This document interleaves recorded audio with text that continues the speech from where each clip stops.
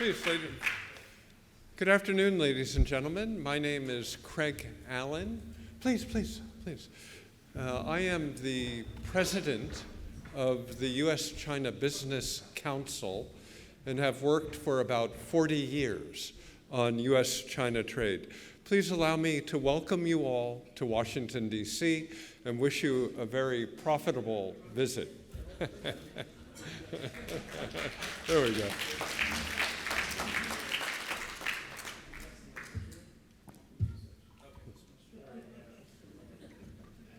This is terrific. Okay, thank you.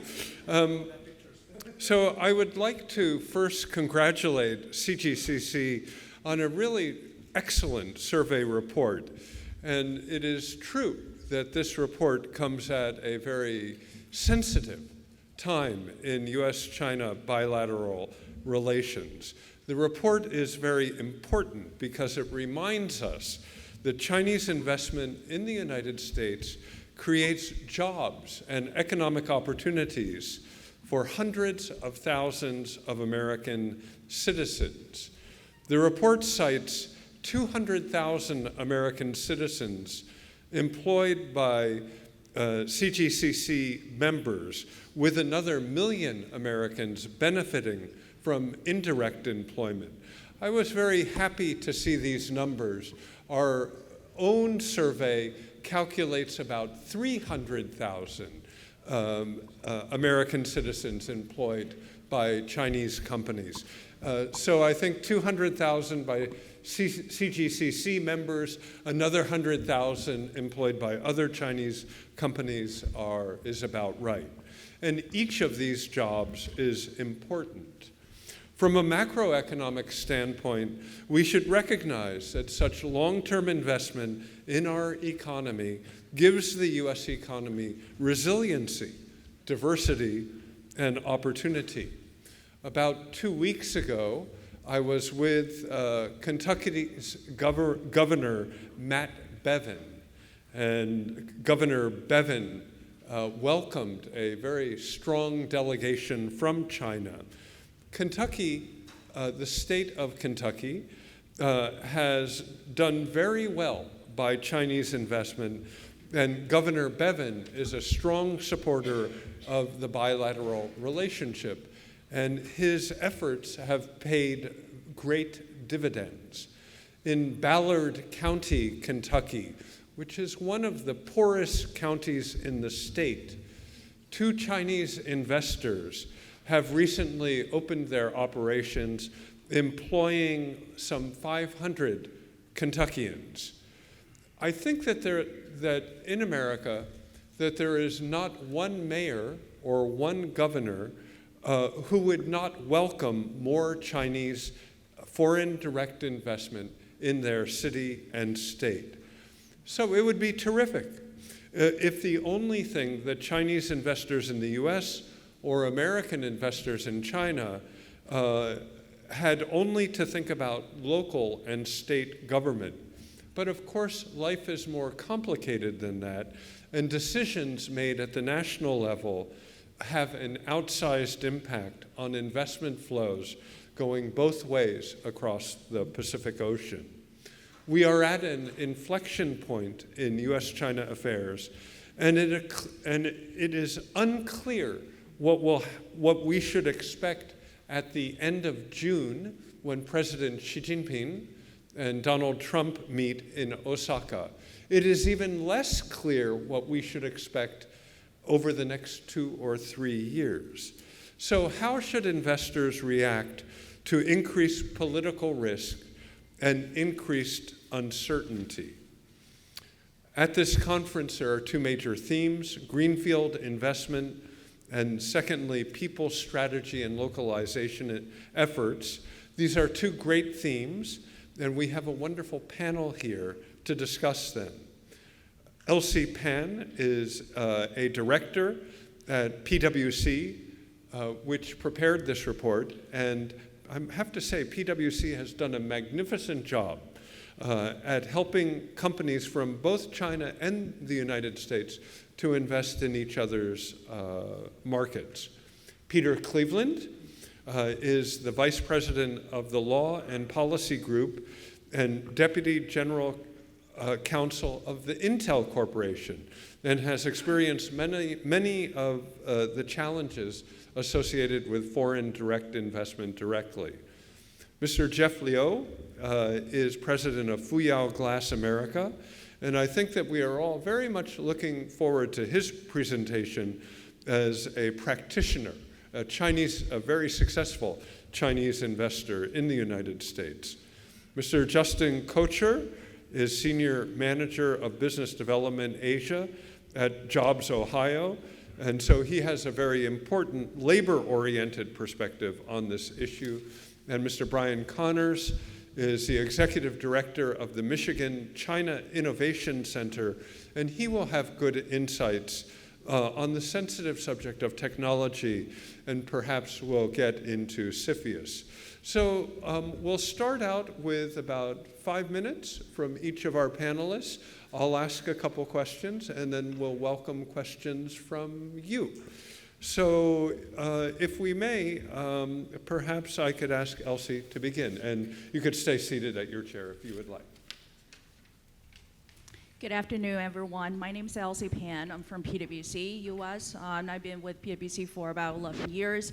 A little bit of background about myself. I was born and grew up in China.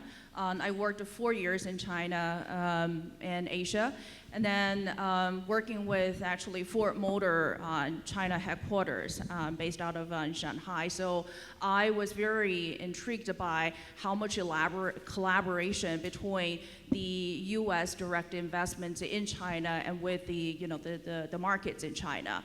Then I came to U.S. in 2006 to pursue my MBA with University of Michigan. So I directly joined PwC US right after. I had the privilege of working with CGCC on this report. We had a lot of days and nights working on data collection, data cleanse, and data analysis, etc. And what we learned from this process is that the U.S. market, even though in today's environment probably has a very friendly environment towards the Chinese investments, but what we learned is we found that if we can really strive for a long-term success in the U.S., we might need to expand our vision, expand our footprint a little bit outside this Chinese community. First, collaborate with the members in the Chinese community and the U.S. stakeholders. Additionally, we probably need to think about something that we mentioned in the report, the third section, which is called Others' Experience Inform Our Own. In Chinese, it's 他山之石可以攻玉. So we leveraged some data stats from JCCI, the Japanese Chamber of Commerce of Industry, and also Korean Society. Because when we discussed with CGCC on this report, what we learned is that given the cultural similarities between these countries, we may need to think what we can learn from them. And just like what the Japanese companies, the Korean companies, and other foreign investments in the U.S. experienced about 20, 30 years ago, we are probably in this stage. So what we learned is the two strategies or two recommendations recommended by Evan in his summary. One is the hire local talents, and the second one is how to really use the local expertise for our own benefits. What we learned is that these days we hear a lot about the U.S. business leaders, as well as the regulatory agencies, as well as the authorities might be criticizing on the U.S. operations. However, this is not the Chinese companies' investments here are not alone. We see very similarities among all of them. Number one is particularly in the financial institution, what we see is that they have a lot of cultural obstacles that they need to overcome, and they probably need to emphasize that what the talents they have, they can train them, they can attract them, they can retain them, so they can really build their business on their own business model, but tailored for the U.S. market. The second one, what we learned in this process, and also by talking to the other their counterparts is they have successfully convinced or trained the counterparts in the head offices or headquarters for them to understand how to conduct the business in the U.S. As we all know, given the hierarchical structure in this Chinese business environment, a lot of decisions are made at the head office level, headquarters level, and they got to push down to the U.S. operations. And then what we learned is that when we talk to our key stakeholders in China, they are very open-minded. They're extremely enthusiastic about the opportunities here, and they want to learn a lot from U.S. as well, because they can benefit a lot in their local market. I had the privilege of attending U.S.-China Symposium last week here in D.C. as well. And one thing that we learned is the trust between U.S.-China might not be at the ideal level, but we're really building this community to really strive in this environment. So I'll stop here because we have other panelists to share. Peter, can we ask for your comments, please? Sure. Let me make a few opening comments. The Intel Corporation has been in China for many decades, and there are many friends and customers in the room. These individuals here will be talking about something so important to you about investing in the United States. Let me tell you about Intel investing in China. We were so grateful 35, 40 years ago when we had no investment in China, and Chinese officials believed in our product, the microprocessor. Over time, a man by the name of Li Keqiang truly believed in the Intel Corporation and welcomed us to China. We established our fabrication facility north of Shanghai, Fab 68, and Li Keqiang was the person that put the shovel in the ground to help us with that greenfield investment. So we know how hard it is to invest overseas and to be successful. We are one of the most successful corporations in the world now, a Fortune 30 company, and arguably the most profitable American company in China. In 2018, we turned 19 billion in revenue in China, and we continue to grow with companies like yours. It might be Baidu, Alibaba, Tencent, Lenovo, everybody knows those names, but then there are the up-and-coming stars, corporate stars in China, like ByteDance, where we provide the compute power. And it is a great honor for us to be doing that. And we deeply appreciate the cooperation and the assistance from these types of Chinese companies, our partners. Here in the United States, it is a more difficult environment.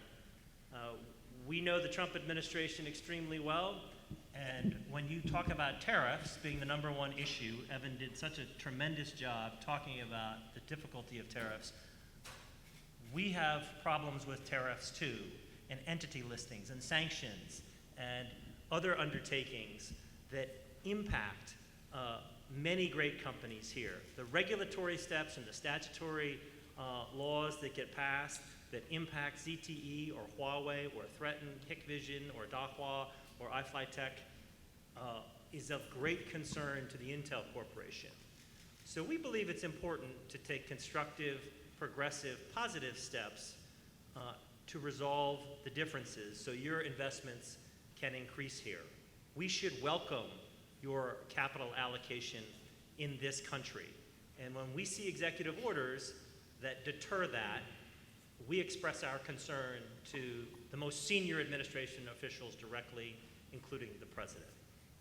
So we have a lot of goodwill, a lot of capital, a lot of prestige that we work with in the nation's capital, and we'll continue to do that because the relationship between our two countries and our companies and the partners in this room is far too important to think that we can isolate the United States and try to isolate China.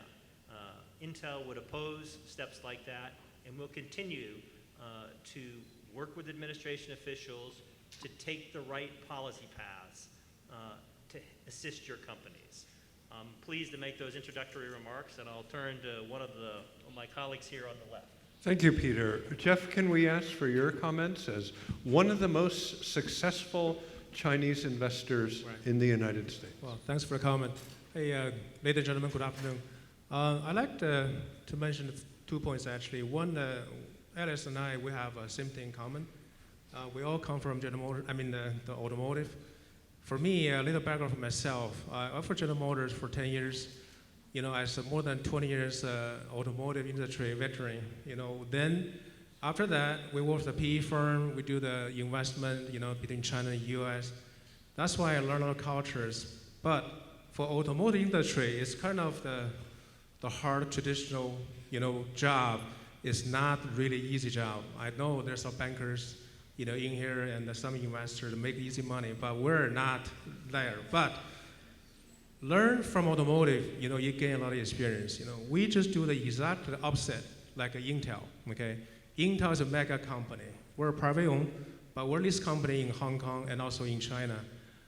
We follow the trend, actually, the customer, because General Motors, you know, we signed the alliances with General Motors back to 2008. The GM required us, hey, Fuyao, come over, ship your glass, you know, from overseas, not secure my supply chain. That's why we start to think about, hey, when we're going to right time to set up operation in U.S.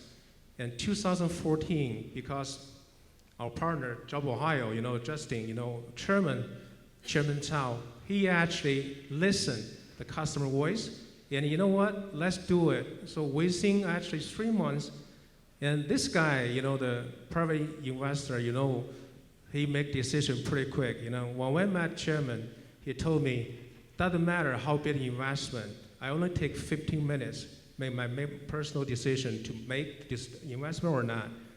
When I hire people, 4 seconds, shake a hand, eye to eye, and you get hired or you get fired.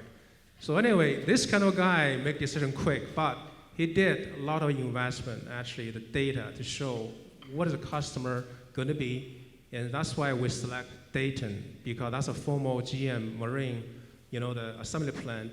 So 180,000 square meters. So we spent 18 months from the scratch, actually, turned to the world-class auto glass manufacturer site. So currently we have capacity 4 million automotive, the OEM site, and also 4.5 million aftermarket. You know, we also were #1 auto glass supplier. Actually, we dominate the market in China. You know, I got some friends actually from SAC, John Chen, we're a long-time friend for 20-some years. So we know exactly the path is going to be. Like Intel, we have to work with the people, not your people. You have to work with the local. That's why we actually follow. I like the, you know, Evan's report said, 入乡随俗, okay? When you're in Rome, okay, do what Roman does, okay? That's exactly we're doing that. I learned from General Motors as well. So we started a joint venture in China 20-some years ago. We sent more than 1,000 expats go to China. And today, I believe over the last 100 people manage our operation and make a huge profit. We do the same. Fuyao, we have 170 expats from China because we're the only one develop our own machine. That's why, you know, the U.S. be decentralized for, you know, 40 years. That's why it's really hard from local, the talent people. But we need some time. That's why those 170 aspects, they train our local people to move up. Now my management, actually, we're 50%. My goal is within 3 years, all the Chinese people, they behind the scene, they only do the technical side, let the American manage the business, and also the people.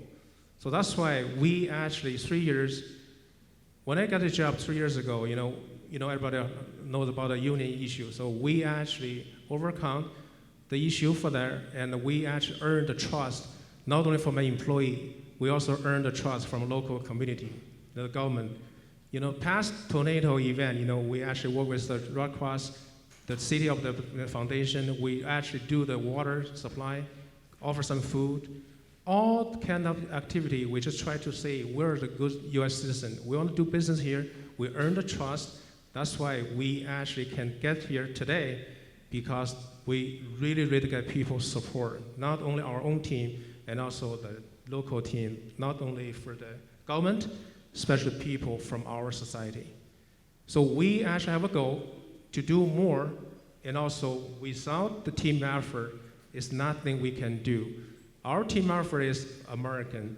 The people, the government, we can work that. So that's between the business, and this is really a success story, but without government, all the facts, it's no difference at all. People were people, so we need to earn the trust from each other. Okay, thank you. For all of our investors in the room today, I think you understand that the states are very important because the U.S. as a country has a general policy. Each state has a specific policy. So we are very lucky to have representatives from the states of Ohio and Michigan. And Justin, may I ask you to go first, please, from Ohio. Thank you. I think the first thing I'd like to do is thank the CGCC for hosting us. This is, I believe the work that the CGCC does is critical in helping us to build bridges in these trying times. We need more efforts like this and more opportunities for people to get together and break down some of the walls that are trying to be built right now. Secondly, I'd like to thank Jeff for being here. Obviously, our largest Chinese investor in the state. They're doing fantastic work in the state of Ohio, and we can't say how much we appreciate it. It's been a tremendous success story for the Moraine and Dayton, Ohio area. I think the one thing I'd like to state is that, in addition to building bridges, my role at the state of Ohio is to help simplify some of the complexities that happen when you try to make an investment in a foreign country. Such things as getting a bank account, finding a place to live, learning local labor laws. All these things in a foreign language in a foreign country can be pretty overwhelming for many companies. So what we try to do is to try to simplify a lot of those challenges to make it easier for companies to find a soft landing in the state of Ohio. So think of us as a service that's free of charge to try and help you in any way we can. Great. And from the great state of Michigan, Brian, please. Thank you very much to the panel and to all of you for being here to listen to this exchange. My organization, the Michigan China Innovation Center, is a little bit special because the state of Michigan created a special China office to be dedicated to building business ties between Michigan companies and Chinese companies. So for the last 7 years, I have been involved full-time in trying to attract Chinese investment into the state of Michigan. I know there are many of my colleagues out here in the room who have been doing the same business, and we are all learning. I think both of us on both sides are learning at this time. That is to say that the Chinese companies are learning as they gain experience doing business in the U.S. market, and we as states are also learning about the experiences with our Chinese colleagues. In general, the experience in Michigan has been very successful with Chinese companies. We rank in the top 5 or so, no matter how you rank the investment from China. If you look at total investment, in terms of the total dollar amount, in terms of the number of deals, in terms of the number of jobs that have been created by Chinese direct investment, we're roughly in the top 5% on all of those. We have more than 300 companies from China that are operating in the state of Michigan, more than 300. It's a large number. When you hear that, you might think about California or Texas or New York or some states with a large population. Michigan has 300 Chinese companies. And their accumulated investment is more than $4 billion US. Well, quite a lot. Our experience in Michigan may differ slightly in terms of the data that you heard earlier from Evan and his research team. For us, and I think for a lot of states, mergers and acquisitions have been a larger proportion of the total investment into our state than was represented in the data. I think in Michigan it's roughly 85% of the total Chinese investment that's come into the state of Michigan has been in the form of mergers and acquisitions. And I think there are positives and negatives to that. And I'm going to very quickly rip through a few different examples of that. So I'm going to give you one successful M&A example, one failed M&A example, and then I'll go over to the greenfield side. I'll give you one very successful greenfield example. Successful M&A. There is a company in Michigan called Nextier. That's an automotive company. As you know, Michigan is Detroit. So lots of the Chinese investment has been related to automotive in our state. Nextier was an old maker of gears, steering gears for large vehicles. That was acquired by 中航集团下面的这个叫中航汽车. So that is called it's under the Zhonghang group. And so they acquired that company, and that factory was actually facing bankruptcy at that time. So it's truly an example where the Chinese company did come in, acquired a Michigan-based company that was struggling, and then turned it around. And that company today is very healthy. I believe their strategy of using their connections to China to sell more to China, to grow their market in China, use robust financing from China to make future business investments was truly a successful one. So there you go. That one is Zhonghang and Nextier. The failed example was a helicopter company.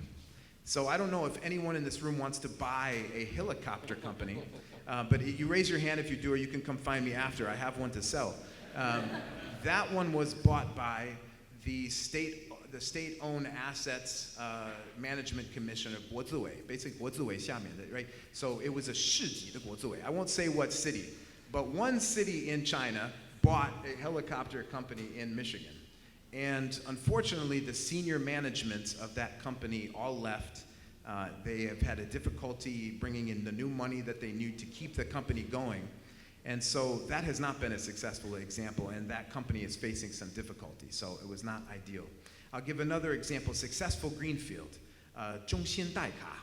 I don't know if anyone from my friends in Xinhuangdao is here today. 中芯代卡. So they make aluminum wheels. They made a greenfield investment in a small town in Michigan. It had an empty factory building there. They created more than 450 good-paying jobs in a small town that really needed those jobs. So in our experience in Michigan, of course, we want Chinese companies to succeed in Michigan, and we want to do it in partnership in a way that will benefit our state in the long run and all of our partners in the long run. So I think we're in the process of learning how to do this more effectively together, and the overall curve of that learning is going up, I think, despite the difficulties that we face today. So thank you for your time, and look forward to discussing more. Well, this is a fantastic panel. So let's have a little bit of a discussion. I think that we have a lot of new investors, potential investors in the United States. Can I ask each of our panelists, what are the biggest challenges that a new investor would face? And perhaps what advice would you have to give them? And perhaps we could go down the line. Peter, I'd be grateful for your thoughts. Sure. Again, our perspective might be a little bit different from the valuable views here at the end of the panel. The challenges now are the unreliability, the inconsistency, and the arbitrariness that enters into the decision-making by the administration. They have very strong views about U.S. national security, but that cannot come at the expense of the economic competitiveness of the country. And companies like Intel who partner with Chinese companies over many, many years to constrict your ability to operate here completely through an executive order, for example, involving Huawei, and then constrict our ability to supply Huawei is damaging to all parties all the way around. And so when the FCC acts against China Mobile and doesn't provide a license, it constrains our economic competitiveness and then has a ricochet effect in Beijing. Obviously, your country then takes similar steps And so the results are negative on both sides. So a more constructive approach where we can find solutions to address cyber hygiene in Huawei's networks in a positive way, in an affirmative way, so that there's more testing of their networks would be more effective rather than a sledgehammer approach that wipes out their business here. And so hopefully in late June, when the two presidents meet in Osaka, there can be more careful dialogue and negotiations to reach better end results so that both sides are not hurt in the process. Now, my friends here will have a different approach because they're not working for an MNC like Intel, far more important. So I will turn to them. So thank you so much. That's a great remark. My perspective is what Mr. Liu has mentioned is lack of trust. In today's environment, lack of trust is the biggest challenge in this business relationship. However, Mr. Liu also provided a solution, which is everything is based on people relationship. So when you deal with key stakeholders in the supply chain, the customers, the regulators, the authorities, the agencies, you're dealing with people essentially. So understand their needs, what they want. I think that's the critical for us to succeed. And then in my view, trust comes with comfort. And then one step before that, it's a familiarity. So what I learned through my years advising many Asian clients here in the US is they're not very familiar with this environment. It's the environment here, particularly how everything, the regimes, the framework is structured, very different from what they experience in these Asian countries. Like for example, here, you being a financial institution conducting business is very difficult because you're dealing with multiple regulators here. But in China, you probably have very limited number of regulators you need to deal with. So like the structure is very different. And then also regulations here.